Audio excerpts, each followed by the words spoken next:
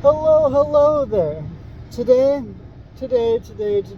me and my warlord friend, we're gonna start a new political party.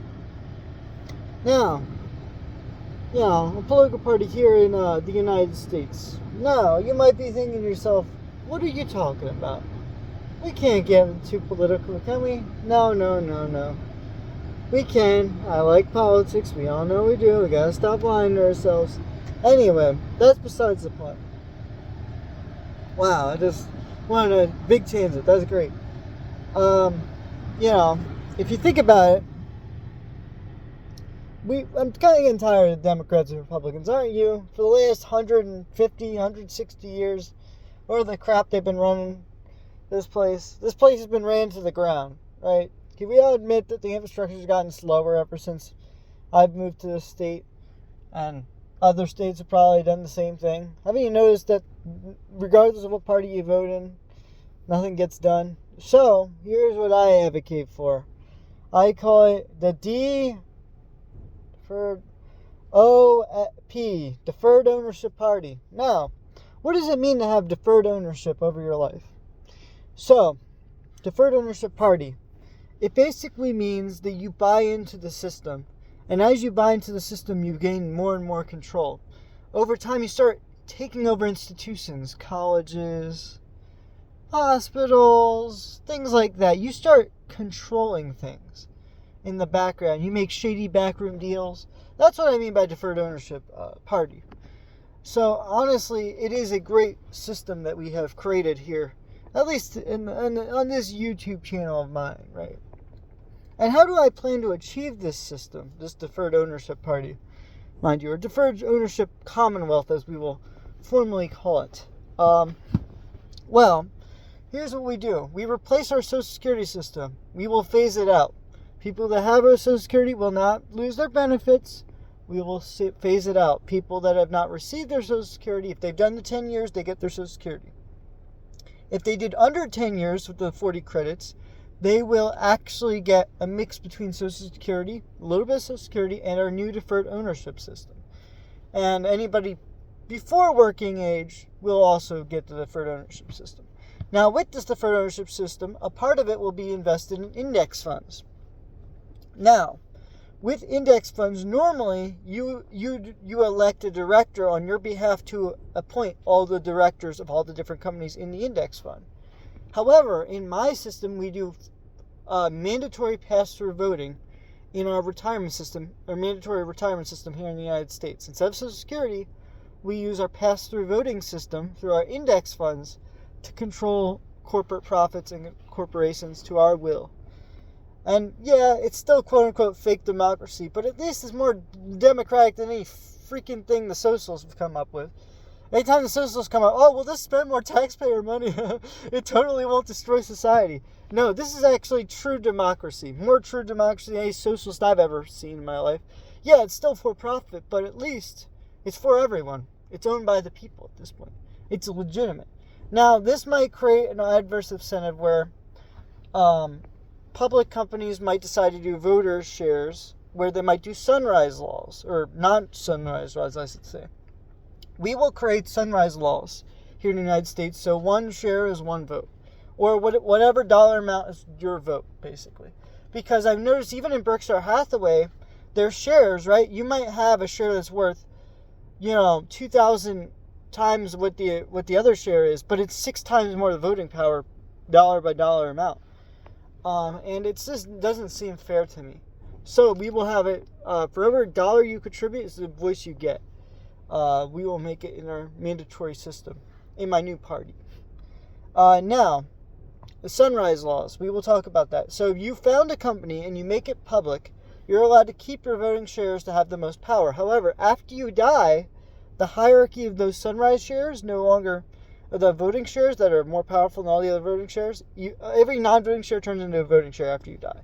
Everything like that. So we will make it so one share, one vote, one class of share. If it's 1,000 times cheaper than the other share, it will be 1,000 times less vote. That's what it will be like. Because I noticed Berkshire Hathaway, I don't want to get rid of Class A and Class B shares, but I do want them to have the same voting power.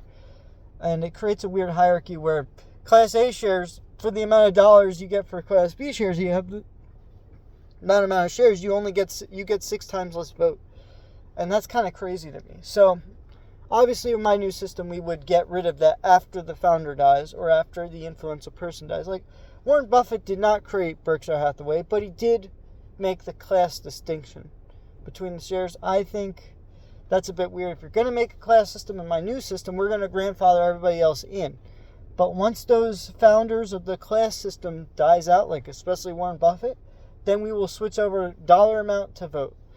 And thing is, the old people will run society like they do now. However, it will be in the form of corporate power instead of government power. And in my new system, I propose everybody past the age of 72 cannot run for public office anymore, but they can run for public corporate office.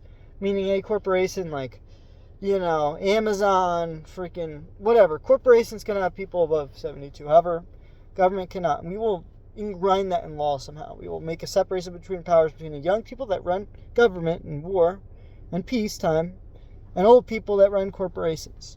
Because I think old people are better for running peacetime corporations than a military institution. I don't know, maybe that's just my hypothetical brain. We will also have a peacetime president and a wartime prime minister. So if you want to declare a war and you want to start a war, you use the prime minister's commander-in-chief powers. However, you want a peace treaty, you can't go through the prime minister.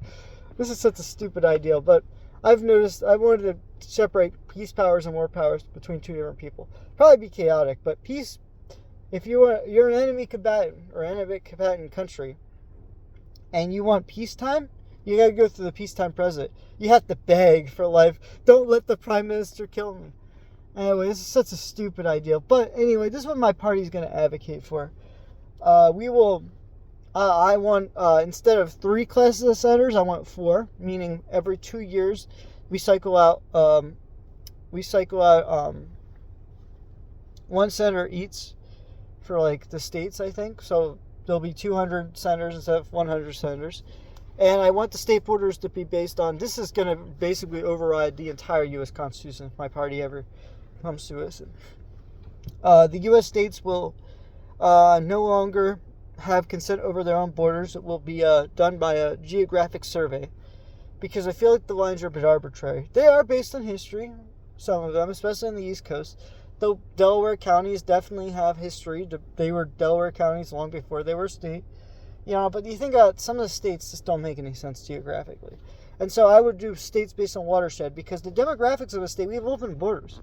Why do states based on demographics or history when we have open borders anyway? So I think we should do it based on watersheds. That way we control our own water resources, so we don't run out of freaking water like we do in Nevada and California. Now, granted, I think Nevada would actually still be a good state, because it can control its own water laws. It knows what it needs. But states like, for instance, Washington, where one side gets all the rain, the other side doesn't, and it gets neglected, it just doesn't seem geographically a very good system. So I don't know. It all depends on what we want to do. Obviously, our system's functioned very well for the past 250 years, but I'm proposing a ground-up solution. I think this will actually lead to actually more politically unification. We will actually discuss next episode on how we will get the nationalists and the internationalists and the socialists and the capitalists all on board with my system. It will be very, very mandatory. I guess you could call it authoritarianism, but not as much. It will definitely be a very, very semi-authoritarian system, I would say, because I do like authoritarianism. I think there's a flavor of it that does work. I'd be very tough on crime. Me and my warlord love crime, or love being tough on crime anyway. So it is great, our system we will propose. Next episode, I will talk about how we will unite the internationalists and the nationalists in the United States. If we can somehow get a proposal. What I plan to do, and for the next episode, is talk about the difference between civil law and common law, and how we can unite those two laws together, also fuse them together here in our new system, make it a mixed legal system instead of as a common law system. So we can both unite the internationalists that know more about civil law and the nationalists who care more about common law. We can unite those two groups together in our new political system. I think that would be a fascinating way to view it. Maybe other people disagree with me on it. People don't even know the difference between a civil law system and a common law system. But, hey, that's what I'm here for. Political experimentation. That's what us deferred owners believe, anyway. Experimenting with people's lives. Anyway, hopefully you enjoyed this new proposal for a political party. Anyone wants to start it with me and my warlord here, Deferred Ownership Party, Deferred Ownership Commonwealth, once it's fully established, then go ahead, right ahead,